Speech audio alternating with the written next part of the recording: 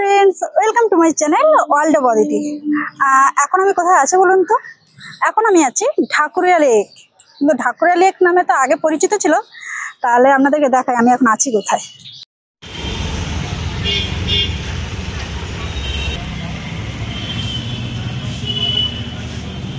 এটি হলো হাজরার মোড়। হাজরার মোড় থেকে ডান দিকে যাবেন, এই মন্দিরটার ঠিক অপোজিটে রয়েছে এই south Indian test of Chennai বলে খাবারের দোকানটি। তো এইখানে আমরা একটু মশলা ধোসা আর একটু ইডলি খেয়েছিলাম, দারুণ স্বাদ। আপনারা কেউ যদি হাজরাতে আসেন এই দোকানটাতে সাউথ ইন্ডিয়ান ফুড খাবেন, খুব সুন্দর বানায় এরা। তো আমার তো খুব দারুণ লেগেছিল, বাকিটা আপনারা টেস্ট করে দেখুন। আর এই হলো Jatin Das park metro station. তো হ্যালো ফ্রেন্ডস, তো আমরা এখন আছি যতীন দাস মেট্রো স্টেশনে, যতীন দাস পার্ক। তো আপনারা যারা রবীন্দ্র সরোবর যেতে চান, আপনারা যদি হাওড়া থেকে আসতে চান তাহলে হাওড়াতে তো মেট্রো পেয়ে গেলেন, হাওড়া স্টেশনে মেট্রো আছেই। আর যদি কেউ অন্য কোথাও থেকে যদি আসা যাওয়া করতে চান, যদি মেট্রো স্টেশন না থাকে তাহলে হাজরাতে চলে আসুন। আমাদের আশেপাশে হাজরা আছে, হাজরা মোড়। তো হাজরা মোড়েই Jatin Das park metro station. আর যতীন দাস পার্ক থেকে আমরা চলে যাব রবীন্দ্র সরোবর। মাত্র যতীন দাস পার্ক থেকে রবীন্দ্র সরোবর 5 টাকা করে ভাড়া মেট্রোতে। তো দুজন হলে 5 5 10।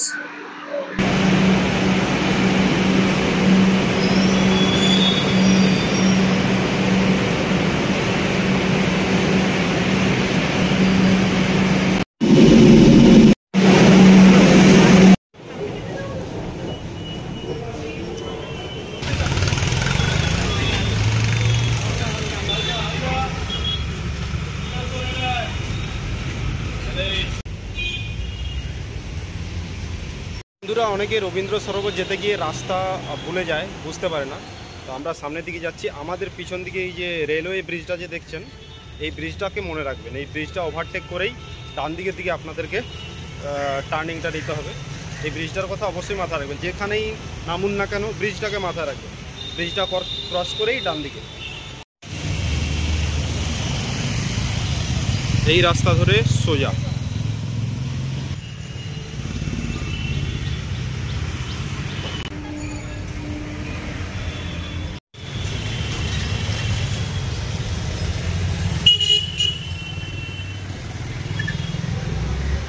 ঢাকুরিয়া লেক নামে এই জায়গাটা পরিচিত ছিল, কিন্তু রবীন্দ্রনাথের নাম অনুসারে এই জায়গাটাকে আবার দেওয়া হয় রবীন্দ্র সরোবর লেক। কিন্তু আপনারা জানেন কি, এখানে সবসময় শুনেছি নাকি লাভাররা আসে, তা নয়, সম্পূর্ণ ভুল। এখানে ফ্যামিলি আসে, বাচ্চাদেরকেও নিয়ে আসতে পারেন, এমনকি বয়স্ক ঠাকুমা দাদুদেরকে আনতে পারেন। তার জন্য অনেকগুলো আপনাদেরকে জায়গা দেখাবো যেখানে সমস্ত বাচ্চারাও আসতে পারে, ফ্যামিলি আসতে পারে এবং বয়স্কদেরকেও আনতে পারে। কি কারণে বললাম, তো চলুন পুরো ভিডিওটা দেখুন। ভালো লাগলে অবশ্যই পাশে থেকে সাপোর্ট করবেন। চলুন, আপনাদেরকে কয়েকটা ইনফরমেশন দিয়ে রাখি। প্রথমেই আমরা এলাম সরোবর লেকের সামনেই। এটা হচ্ছে সম্পূর্ণ প্লাস্টিক ফ্রি জোন। এখানে আপনারা কোনো রকম প্লাস্টিক জিনিস নিয়ে ঢুকতে পারবেন না, আর ঢুকলেও ওখান থেকে প্লাস্টিক ফেলেই আপনাদেরকে ভেতরে প্রবেশ করতে হবে। এটা মনে রেখেই কিন্তু, মাথাতে রেখেই কিন্তু ভেতরে প্রবেশ করবেন, ঠিক আছে?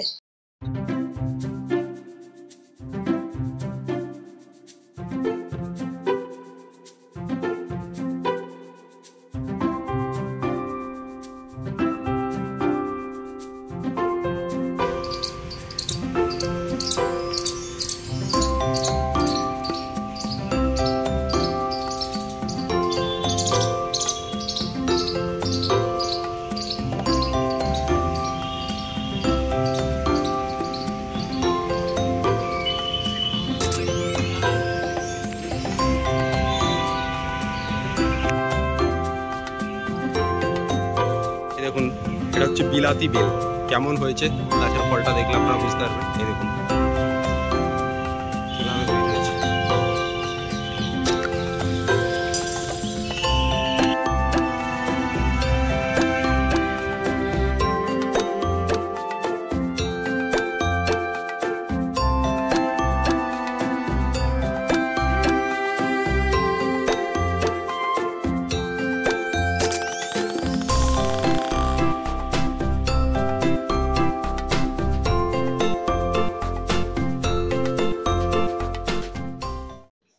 হ্যালো বন্ধুরা, তো আমরা এখন রয়েছি কোথায়?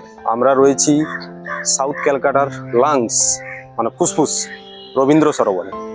তো আমরা সকালবেলায় আজকে উঠে প্ল্যান করলাম একটু রবীন্দ্র সরোবর থেকে ঘুরে আসি। তার কারণ হচ্ছে যে এমনিতেই বর্ষাকাল, সব সময় রিমঝিম ধারা তো ঝরতেই আছে।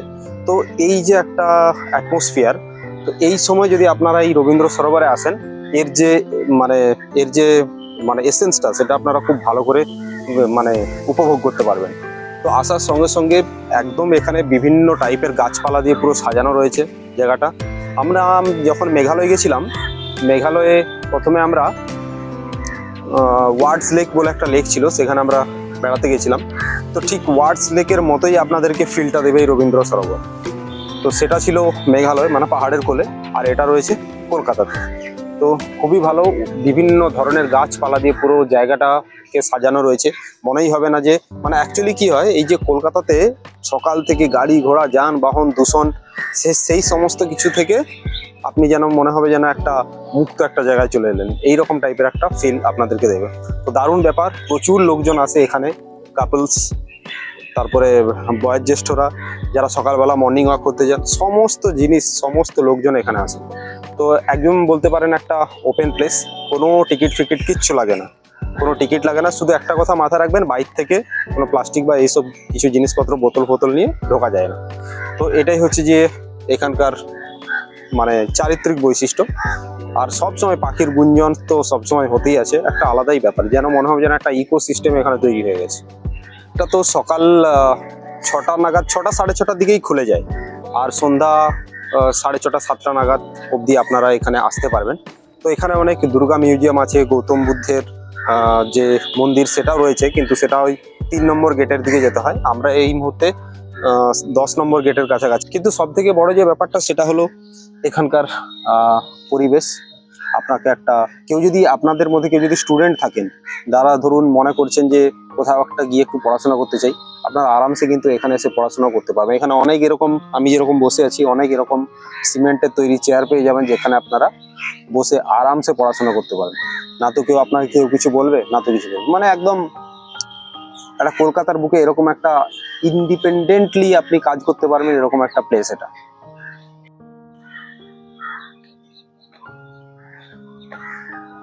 দারুণ, মানে আপনাদেরকে কি বলবো, এইসব মানে এই জিনিসটাকে উপলব্ধি করতে গেলে আপনাদের কিন্তু আসতে হয়। আর বন্ধুরা, এই বেড়াতে আপনাদেরকে আরেকটা ইনফরমেশন দেই। আমি সচরাচর এরকম মানে সিনেমা হলে গিয়ে সিনেমা দেখতে তো কাউকে অ্যাডভাইস করি না, কিন্তু হঠাৎ আমার এই কদিন ধরে আমি প্রচুর মানুষকে বলেছি, নরসিংহ বলে একটা অ্যানিমেটেড সিনেমা এসছে। তো এটা হচ্ছে যে ভগবান শ্রী নরসিংহদেব, তার যে সেই সত্যটাকে অ্যাকচুয়ালি উদ্ঘাটন করা হয়েছে ওখানে অ্যানিমেশনের মাধ্যমে। প্রহ্লাদ, তার ভগবানের প্রতি ভক্তি, আর এই যে পুরো যে প্রকৃতি দেখছেন, আপনার শ্বাস প্রশ্বাস, আর এই কলকাতা বলুন সারা বিশ্বই, গাছগাছালি, এই যে পুরো প্রকৃতি, এটা কিন্তু কৃষ্ণেরই তৈরি। তো সেই সমস্ত জিনিসকে মাথায় রেখে আমি আপনাদেরকে সাজেস্ট করছি, আপনারা অবশ্যই নিয়ারেস্ট সিনেমা হলে গিয়ে নরসিংহ মুভিটা দেখে আসুন সপরিবারে। আরেকটা জিনিস, এই নরসিংহ মুভিটা কেন দেখবেন তার জন্য কিন্তু আমাদের চ্যানেলে একটা ভিডিও আমি অলরেডি বানিয়ে রেখেছি। Kindly go and watch and hit the subscribe button. এ বাপ, গাছের কাণ্ডটা দেখেছেন কত মোটা, কিন্তু এই গাছটার উপরের দিকটা আপনাদেরকে আমি দেখাতে চাই। গাছের কাণ্ডটা দেখুন, দেখে কি মনে হচ্ছে গাছটা অনেক বড়, নিশ্চয়ই বড়, তাতে কোনো সন্দেহ নেই। কিন্তু এই গাছটার এই মুহূর্তে কোনো পাতা কিচ্ছু নেই, গাছটা প্রায় মৃতপ্রায়। আর এটা দেখেই কত ভালো লাগছে, দেখুন, ন্যাচারাল ডেথ, দেখছেন পুরো হরিণের সিংয়ের মতো লাগছে না? এগুলো না দেখলে আর কি দেখবেন? এগুলোই তো আজে বাজে জিনিস দেখার থেকে এইসব জিনিস দেখে মনটা ভরিয়ে নিন।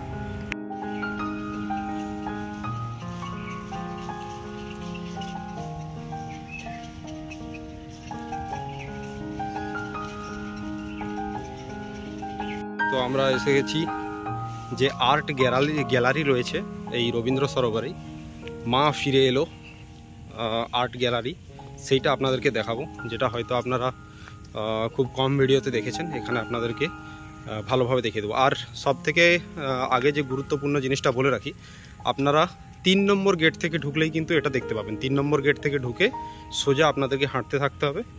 এই দেখুন লেকের ধার বরাবর এই লেকের ধার বরাবর আপনারা হাঁটতে থাকবেন, হাঁটতে হাঁটতে হাঁটতে পেয়ে যাবেন এই যে আর্ট গ্যালারি মা ফিরে এলো। এটাই সেই আর্ট গ্যালারি। কি দারুণ না, সুন্দর করে সাজানো। এই দেখুন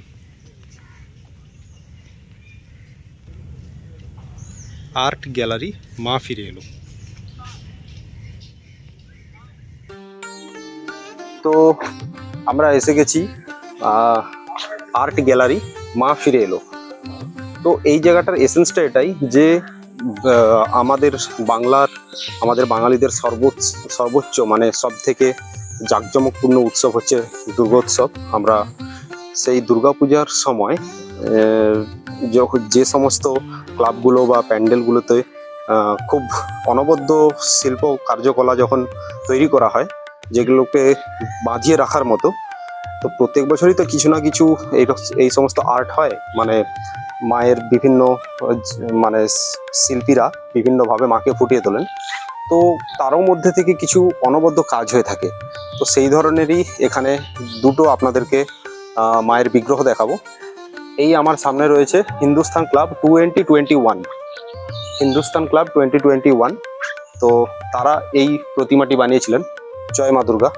আর সামনেই কিন্তু দুর্গা পুজো।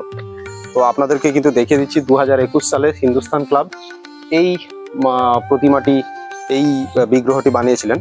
তো আপনারা দেখুন কি অসামান্য মানে কার্যকলাপ। ও মাই গড, এরকম কখনো দেখেছেন? এটা কিন্তু বাঙালির দ্বারাই সম্ভব। আর এটা কিন্তু আমাদের বাংলার একটা কি বলবো ঐতিহ্য। মানে এটা শুধু বাংলাতেই নয়, সারা বিশ্বে কিন্তু এর নাম রয়েছে। বাংলা দুর্গোৎসব মানে একটা বিশাল বড় ব্যাপার। হরে কৃষ্ণা, জয় মা দুর্গা। তো এটা হচ্ছে 2021 মেড বাই হিন্দুস্তান ক্লাব। আর সবসময় বলেছি কখনো মূর্তি বা এইসব জিনিসপত্র বলবেন না, এটা হচ্ছে বিগ্রহ। তো বিগ্রহর ওই পারে কি আছে সেটাই আমাদেরকে দেখতে হবে। তো চলুন, ওই দিকটায় আরো একটা বিগ্রহ রয়েছে। তো এই দেখুন, মানে মায়ের বিগ্রহটা জাস্ট দেখুন, সত্যি এটাকে কিন্তু বাঁধিয়ে রাখারই মতো। চেতলা অগ্রণী ক্লাব 2017 সালে চেতলা অগ্রণী ক্লাব এটা বানিয়েছিলেন শিল্পী ভবতোষ সুতার। লেখাও রয়েছে। মায়ের বিগ্রহটা জাস্ট দেখে নিন। মানে এগুলো না, মানে এইরকম ধরনের বিগ্রহে এরকম ধরনের মানে কি বলবো শিল্প মা দুর্গার, এটা কিন্তু অসামান্য। হ্যাঁ কি না, কি আপনারাই বলুন। আমার তো মানে দারুণ মজা লাগছে। আপনাদেরকে আবার বলে দিচ্ছি, গেট নাম্বার 3 সোজা এগিয়ে আসবেন, লেকের পাড় বরাবর এসে দেখতে পাবেন মা ফিরে এলো আর্ট গ্যালারি। পিছনে তুমি আসো, সামনেই কি সুন্দর একটা আইফেল টাওয়ারের মতো করে রাখা আছে। দেখুন কেমন লাগছে আপনাদের।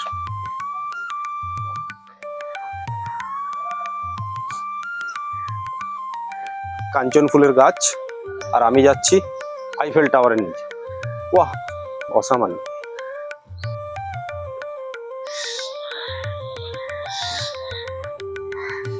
একটা তৈরি করা হয়েছে মা দুর্গার বিগ্রহ দিয়ে। এরকম মানে দৃশ্য, এরকম জিনিস আপনারা আগে কখনো দেখেননি। গেট নাম্বার 3 মা ফিরে এলো আর্ট গ্যালারি। জয় মামা গো, তুমি তো আবার আসবে। আর একমাত্র আর 1 থেকে 1.5 মাসের অপেক্ষা। তো এই যে বিগ্রহটা দেখুন, মায়ের এই বিগ্রহটা কত সুন্দর লাগছে। আর এটা বানিয়েছে আলিপুর 78 পল্লী, 2019-এ বানিয়েছিল প্রতিমা শিল্পী শ্রী অভিজিৎ ঘটক। বাঙালি আর বাঙালির শিল্প কারুকার্য একটা আলাদাই অসামান্য শিল্পকলা। তো জায়গাটা আপনাদের কেমন লাগছে আপনারা বলুন। বিগ্রহ দেখুন,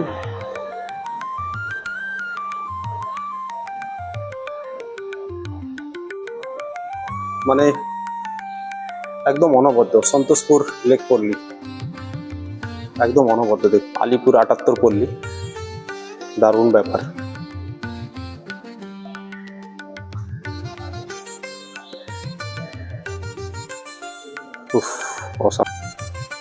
এইটা হচ্ছে যে বড়িশা ক্লাব, এই দেখে নিন 74 পল্লী খিদিরপুর, কত সুন্দর বানিয়েছে।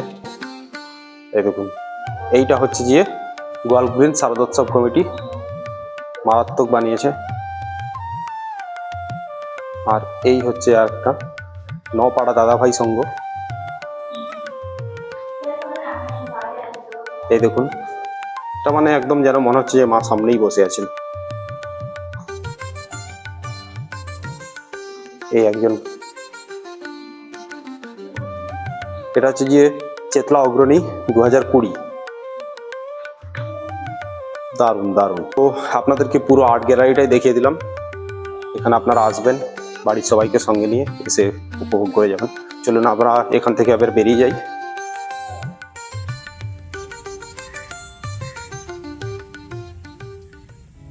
আসুন আসুন, বাড়িতে একদম বসে থাকবেন না। একটা দিন শেষ মানে একটা দিনের প্রোডাক্টিভিটিটা নষ্ট। তো আমি তো চাইবো আপনারা দেখুন, একটা জিনিস মনে রাখবেন, কিছু জিনিস করে এই যে অনেকে বলেন যে ঘুরে ঘুরে সময় নষ্ট করিস না। দেখুন হ্যাঁ নিশ্চয়ই ঘুরে ঘুরে সময় নষ্ট করা তো উচিতই নয়। কোনো জিনিসে আপনি যদি সেই রসদটা খুঁজে পান, সেটা একটু আধটু করে নেওয়াটা আমার মনে হয় ভালো। আর ঘুরতে যাওয়া মানে ভগবানের যে সৃষ্টি সেটাকে উপলব্ধি করা, এটা আমার মতামত। So do not forget to make association with the god. So আমাদের রবীন্দ্র সরোবর আপনাদের কেমন লাগলো আপনারা অবশ্যই কমেন্ট করে যান। দারুণ দারুণ জায়গা। লাইটগুলো দেখেছেন? ওই লাইটগুলো কত সুন্দর লাগছে। একটা রবীন্দ্র সরোবর মানে কলকাতা রবীন্দ্র সরোবর, এগুলো একটা নস্টালজিয়া ব্যাপার, এটা বলে বোঝানো যাবে না।